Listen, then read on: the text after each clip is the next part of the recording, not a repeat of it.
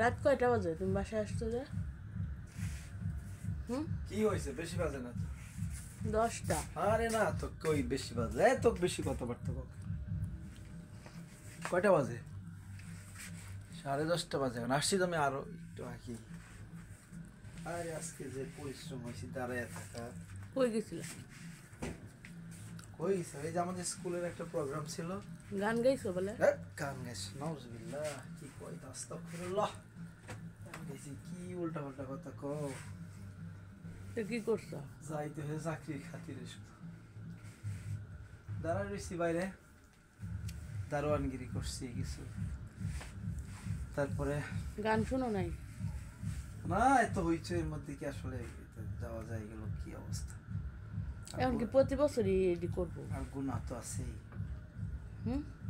আমি জানি না কি করবে প্রতি বছর। এত রাতে আসলে কখন খাবা, কখন ঘুমাবা, কখন কি? আবার সকালে যেতে হবে। কি করবো? কিছু করার নাই। অফিস করছি আজকে, অফিস ব্যাংকারদের মতো। দুপুর 2:30 থেকে রাত্রের 8:30 পর্যন্ত।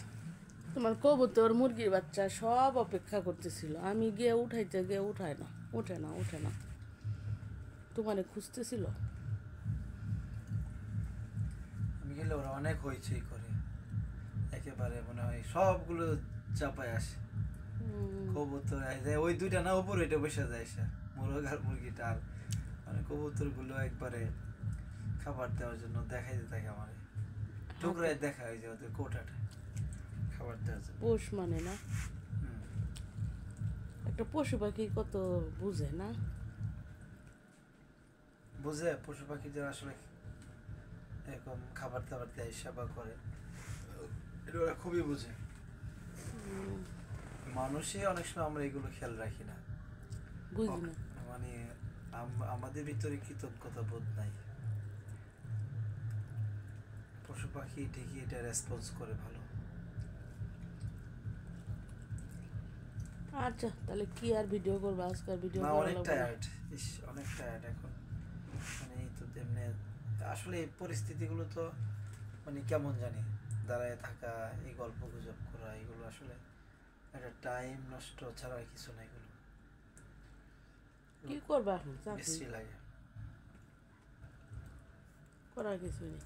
ওকে, আসলে কিছু করার নাই। ঠিক আছে, দেখি।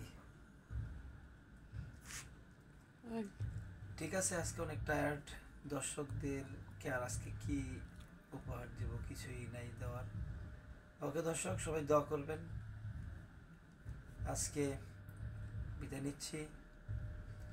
আসসালামু আলাইকুম ওয়া রাহমাতুল্লাহ।